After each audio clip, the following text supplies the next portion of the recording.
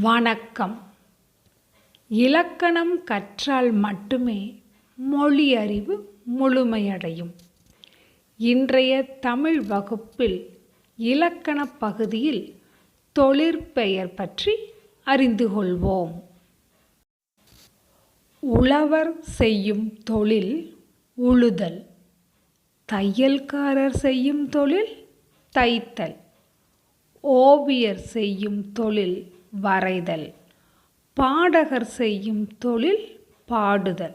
இச்சொற்றொடர்களில் உழுதல், தைத்தல், வரைதல், பாடுதல் என்ற ஒவ்வொரு சொல்லும் ஒரு செயலையோ அல்லது வினையையோ ஒரு தொழிலையோ உணர்த்துவதால் இச்சொற்கள் தொழிற்பெயர் எனப்படும். அதாவது தொழிலை உணர்த்தும் பெயர் தொழிற்பெயர். ஒரு வினை அல்லது செயலை அல்லது தொழிலை குறிக்கும் பெயர் தொழிற்பெயர். ஒருமை பன்மை என்னும் ஈரெண்களையோ இறந்த காலம், நிகழ்காலம், எதிர்காலம் என்ற முக்காலங்களையோ ஆண்பால், பெண்பால், பலர்பால், ஒன்றன்பால், பலவின்பால் ஆகிய ஐம்பால்களையோ காட்டாது. தன்மை முன்னிலை என்ற மூவிடங்களுள் தன்மை முன்னிலையை காட்டாது படர்க்கை இடத்தில் மட்டுமே வருவது தொழிற்பெயர். எடுத்துக்காட்டாக படித்தல், ஆடல், நடிப்பு, ஆட்டம், எழுதுதல், பொறுத்தல், தொழுகை போன்றவை தொழிற்பெயருக்குரிய எடுத்துக்காட்டுகளாகும். தொழிற்பெயர் வகைகள். விகுதி பெற்ற தொழிற்பெயர், முதனிலை தொழிற்பெயர், முதனிலை திரிந்த தொழிற்பெயர் என்று தொழிற்பெயர்களை வகைப்படுத்தலாம். விகுதி பெற்ற தொழிற்பெயர். நட என்னும் வினைப்பகுதி தல் என்னும் விகுதியை பெற்று நடத்தல் என்ற விகுதி பெற்ற தொழிற்பெயராகிறது. உன் என்னும் வினைப்பகுதி அல் என்னும் விகுதியை பெற்று உண்ணல் என்ற விகுதி பெற்ற தொழிற்பெயராகிறது. மறை என்னும் வினைப்பகுதி உ என்னும் விகுதியை பெற்று மறைவு என்று விகுதி பெற்ற தொழிற்பெயராகிறது. இதைப் போலவே வாழ் என்னும் வினைப்பகுதி கை என்னும் விகுதியை பெற்று வாழ்க்கை என்று விகுதி பெற்ற தொழிற்பெயராக மாறுகிறது. இவ்வாறு வினைப்பகுதியுடன் தொழிற்பெயர் விகுதி சேர்ந்து வருவது விகுதி பெற்ற தொழிற்பெயர் எனப்படும். விகுதி பெற்ற தொழிற்பெயருக்கு சான்றுகள். தல் என்ற விகுதி பெற்ற தொழிற்பெயர் தருதல். அல் என்ற விகுதி பெற்ற தொழிற்பெயர் கூறல். அம் என்ற விகுதி பெற்ற தொழிற்பெயர் ஆட்டம். ஐ என்ற விகுதி பெற்ற தொழிற்பெயர் விளை. கை என்ற விகுதி பெற்ற தொழிற்பெயர் வருகை. ஐ என்ற விகுதி பெற்ற தொழிற்பெயர் பார்வை. கு என்ற விகுதி பெற்ற தொழிற்பெயர் போக்கு. பு என்ற விகுதி பெற்ற தொழிற்பெயர் நட்பு. வு என்ற விகுதி பெற்ற தொழிற்பெயர் மறைவு. தி என்ற விகுதி பெற்ற தொழிற்பெயர் மறதி. சி என்ற விகுதி பெற்ற தொழிற்பெயர் உணர்ச்சி. வி என்ற விகுதி பெற்ற தொழிற்பெயர் கல்வி. மை என்ற விகுதி பெற்ற தொழிற்பெயர் செய்யாமை. உள் என்ற விகுதி பெற்ற தொழிற்பெயர் கடவுள்.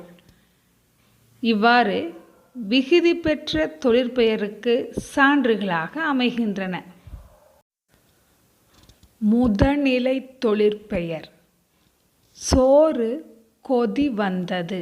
இச்சொற்றொடரில் கொதி என்பது கொதித்தல் என்ற விகுதி பெற்ற தொழிற்பெயரின் பகுதி எனப்படும் முதனிலையாகும்.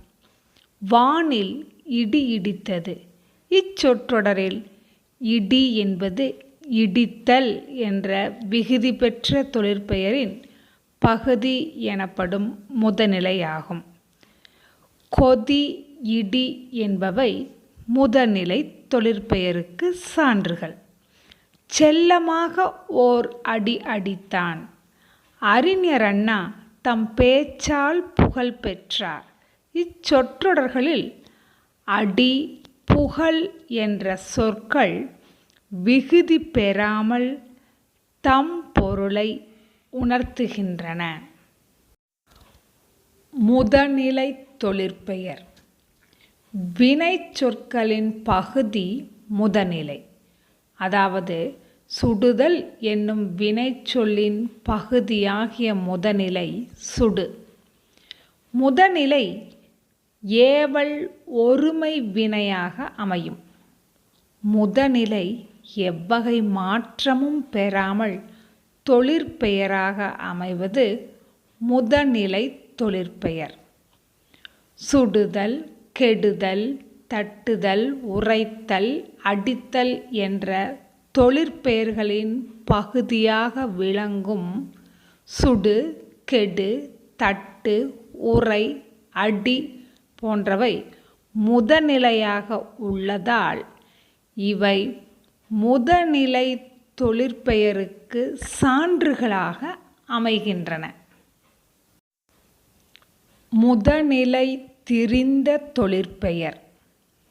தமிழ் படிக்கும் பேறு பெற்றேன்.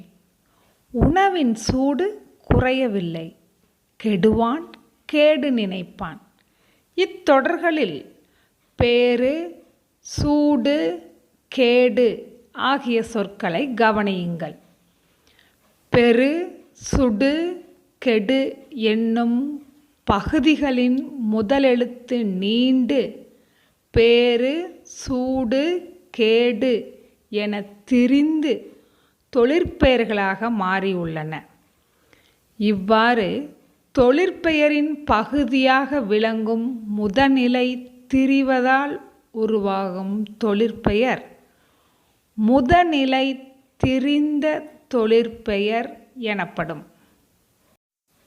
தொழிற்பெயர் முதனிலை தொழிற்பெயராகவும் முதனிலை திரிந்த தொழிற்பெயராகவும் மாற்றமடைவதை காண்போம். விடுதல் என்னும் விகுதி பெற்ற தொழிற்பெயரில் பகுதியாக விளங்கும் முதனிலை விடு.